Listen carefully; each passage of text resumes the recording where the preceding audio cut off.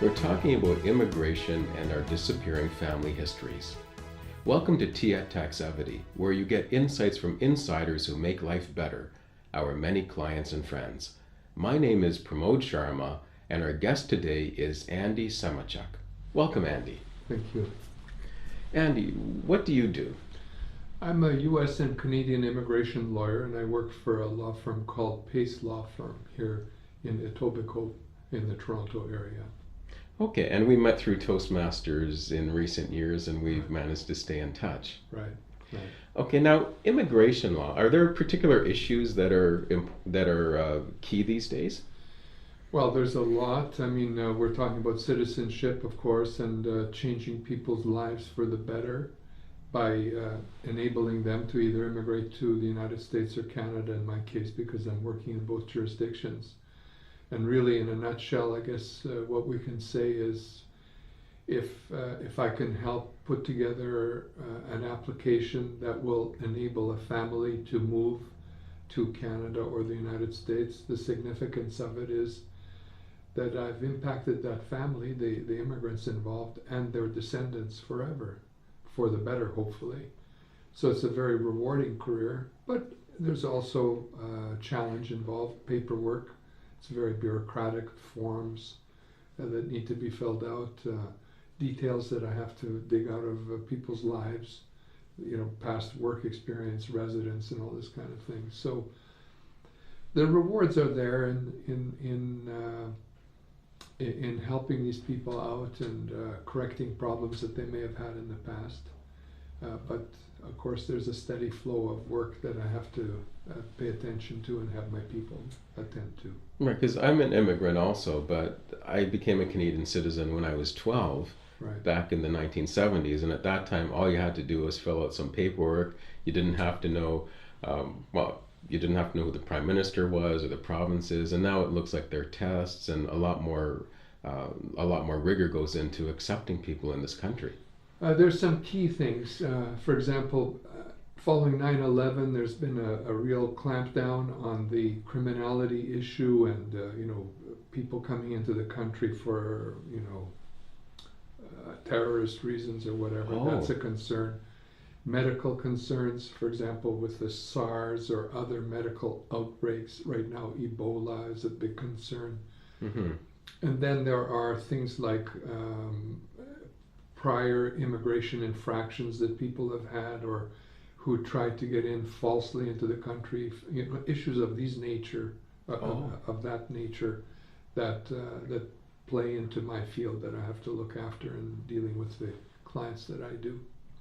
Okay, now in the process today, is the bulk of the time spent in making sure the paperwork is correct? Basically, there are two elements. First is diagnosis, and the second is prognosis, like in the doctor's office. Okay. As they say in a doctor's case, diagnosis is halfway to cure. In the case of a law office, diagnosis is halfway to a resolution to an immigration problem. So clients come into the office or are contacting me by phone or by email, not quite clear what their situation is and how it can be resolved, but they do know that they want to come either to Canada or to the United States. And Okay. It's my job to diagnose what is the best way to put together their application to succeed in their goal. And Okay. that would be a synopsis of what I do. Okay, and the reason someone would come to you rather than fill out the paperwork themselves is what? It's a question of experience. To illustrate, the other day we had a problem in our office. The problem was that we sent, instead of an original application, we sent the copy to the immigration office. We learned quickly from the immigration office that there was a problem, and we had to send the original with the paperwork, the checks, and so on. That's experience. The person who made that mistake in my office, it was pretty significant, but luckily we caught it very quickly. Mm-hmm. Now I could do two things with that person. I could fire the person, or I could invest in that person's career by pointing out what the mistake was and, you know, making sure that it never happens again. Okay. And that's something that in the future will be of great value to future clients. Will know that that mistake is never going to happen because the person who made that mistake will remember it. And so when you contact a lawyer, what you're looking for in essence is someone who's been through it before, that made mistakes. Not everything is a mistake. You don't just learn from mistakes, but made some mistakes along the line and has survived and somehow corrected those mistakes so that you don't have to have those mistakes made in your case. And hopefully your case will be that much better because of the experience the law office has, you know, in terms of how they deal with clients. Okay, now do you find that people generally apply on their own first and then come to you, or do some people come to you right at the outset? It's like in any field, just to draw an analogy. If you have a toothache, you can tie the tooth to a string and tie the string to a doorknob and slam the door and you can solve the problem. Or you can go to a dentist and have the tooth pulled. You can do your own taxes or have an accountant do the taxes. You can sell your own house or you can have a realtor sell your house. Okay. You can do your own immigration or you can have an immigration lawyer like me do it. It's a matter of frustration, the time you have, your sophistication, you know, the degree to which you're familiar with paperwork and the internet, how much time you have available. For example, if I had enough time, I could sit down in a cockpit of a 747, pull out the manual and start at page 1 and learn how to fly the thing. I'm not going on that flight. You know, that's but one you're way right, to yes. go. But not many people have that time or have the skill or ability or the patience to go through this blizzard of paperwork that I have to go through. Okay. And you know, they're not ready or they're not equipped to do what we do in our office. So that's why they use people like us. Okay, and so not only are you an immigration lawyer and you're also a writer for Forbes, you've also written a book. Right. It's a book, it's called A Promise Kept, and it's a family memoir. And how it ties into what we're talking about is it's really, it's a book about the immigrant experience. It's a book about my particular family. It traces the lives of some 5 people in my family across the 20th century, including their immigration to North America and how they coped and how they made a life for themselves, a new life, having immigrated to North America. Okay, now Canada is a country made up of immigrants. Right. Why would someone want to read a book about immigrants? Well, I think it's because each one of us in our lives, somewhere, either ourselves or people before us, were immigrants, like you say, because we're made up of immigrants. And each of us has experienced the immigrant experience in their own way. And there's something to be learned about that experience. There's something significant about it. And as you get older, it's part of the human condition. It's part of the human experience in life on this earth. You know, for some people, it sounds like you're in this category. Immigration was quite easy. You filled in some forms and came over. But even you, I have no doubt, have been stamped by the immigrant experience. And whether you perhaps appreciate it or not, you are different than someone that is born in Canada. There are still some subtle things. I'm not trying to discriminate, but it's just the fact of your experience is different than the experience of someone, let's say, native Canadian, who's been here 4 or 5 or 10 generations, right? I'm in a category just one step ahead of you. I was born in Canada, but my parents came from overseas to Canada, and my experience is also the immigrant experience, but looked or viewed from the eyes of someone who was born in Canada.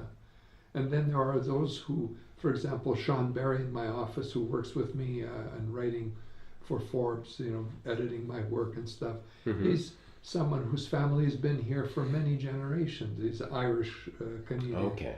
So his view will be a little bit different than mine, and mine different than yours, and yours different than some new Canadian who just showed up on the doorstep the other day. You know, these are all Right. subtle differences, but all part of the human condition. Okay, that's a good point. Yeah, so there are lots of immigrants, but there are different kinds of immigrants. Right, right. Oh, interesting. And you know, each life you might look at them as a series of streams that join together into a river and ultimately into a huge ocean. Mm-hmm. That ocean being Canada. Those streams enrich the ocean, or you might look at it as a tapestry with various threads coming together and making out a tapestry, something unique, you know, or a garden with many flowers that Right. together makes up a beautiful garden. That's basically the Canadian. That's the Canadian identity, Mm-hmm. and exploring the immigrant aspect of it is significant because it's part of the Canadian identity. Right. One of the things I always felt proud of as a Canadian is that in school we were taught that in Canada we have a cultural mosaic. Right. And so we can preserve our identity even though we're part of a new country. Right. And in the United States, there's a melting pot. So everyone goes in and they all come out as Americans. And it just seemed, I guess there are pros and cons to each, but I just felt it was nice that Canada did understand that there are differences, and those are not necessarily things to be melted away to meld us into something uniform. In theory, that's true, that Mm-hmm. Canada has this mosaic concept as the approach that they have to new people and people in Canada living together. But my experience from living both in the United States and Canada is that the Americans are as strong as, and in some cases even stronger at, maintaining the various cultural identities that make up the Americans than we are as Canadians, even though in theory our theory may be better than their theory. Okay. Yeah. Yes. Now, you started writing this book, I think, about 9 years ago. Is that the Right. case? Right. Okay. And what spurred you to start? In a nutshell, it's kind of like asking about sort of the reason why I wrote the book, because it ties in. Mm-hmm. And I'd summarize that as I could not bear the thought that the life that my mother led on this earth would go pass by without some record being left of the contributions she made to her family, to her community, and to the society in which she lived, and the hardships that she endured, the problems that she faced. I just felt a need, a driving need to record that aspect of the story. And as I recorded that aspect, I came to realize that there were the other people in my family who also played a significant role in my life and in her life. And so I had to weave their stories into her story to properly present it, and the result is the book that I wrote. Okay, and has your mother had the opportunity to read your book? No, she's passed on, so this book is a post-death publication. She had an opportunity to read parts of the book before she passed on, and in the book I describe some of her reactions to what I had written. They weren't all positive. In fact, I'm not sure if she saw the book, if she were living today, whether she would stand up and cheer about what is in the book. But I had to face a critical sort of issue that I think many writers face, and that is, if you're writing about your life or the life of someone else, there are parts, sensitive parts, that sometimes you come to, and you may be willing to reveal some parts that other people may not be willing to really reveal. And the question becomes, is it proper for you to reveal these in writing about your life? Mm-hmm. And the way I resolved that problem with her was that for the time period that she was alive, I would remain silent about these matters. But once she passed on, I felt it was okay for me. There's nothing like devastating or whatever, but these tender moments that I write about are moments that I have shared post her death, after her death. because I felt that they were something significant enough that they merited being recorded and shared with others for the sake of authenticity and also because of their significance. Yet they did not harm her. I tried to present them in a way that I felt, I don't know what the word would be, not glorified, but at least did not harm her in terms of her life and her legacy. It sounds like you've been very respectful in that process. Trying to be, yes. And then other family members have read the book. Yes. How have they reacted?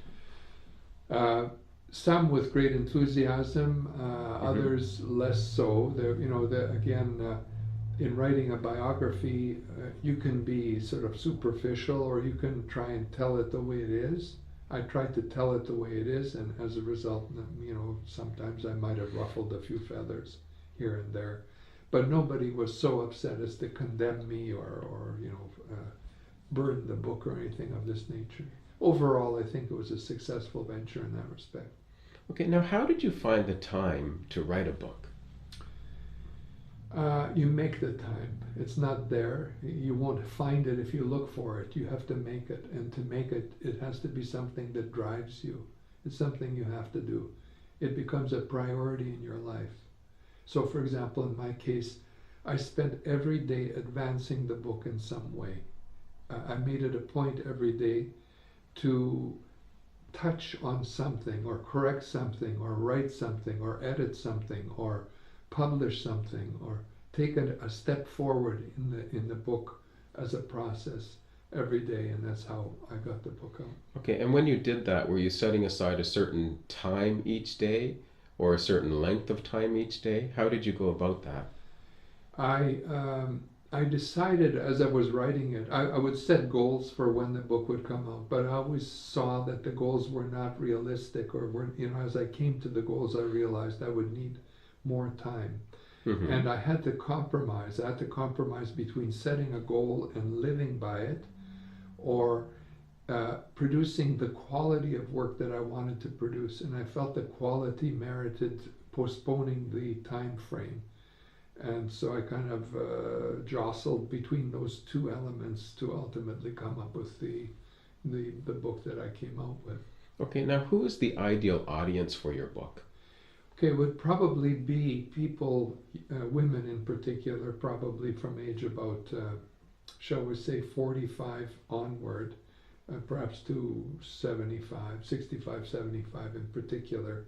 I think many of the people that would most be most interested in the book would be the so-called baby boomers. Okay. And the sandwich generation, people who have responsibility for elders in their lives, looking after mothers, fathers, parents, grandparents, but also for youngsters, teenagers or younger people in their lives. Okay, and how are you going about reaching those people so that they know about the book? Okay, I've held, issued press releases. I've held book signing, book launching meetings throughout Canada. Toronto, Winnipeg, Edmonton, Vancouver. So that's part of the effort to get the word out. And it's on Amazon, so there are people who have reviewed the book, and the reviews help in terms of encouraging others to take a look at it. Yeah. What's the best way for people to reach you? They can reach me through Pace Law Firm, where I'm a lawyer, and I have a website. It's myworkvisa.com, and on that website I have information about the book as well. Okay, well, thanks for dropping by in. Okay, my pleasure. Thanks for joining us for Tea at Taxevity. The Taxevity Insurance Advisory helps you understand insurance and bridges gaps in your coverage. There's no premium for peace of mind. How healthy is your insurance?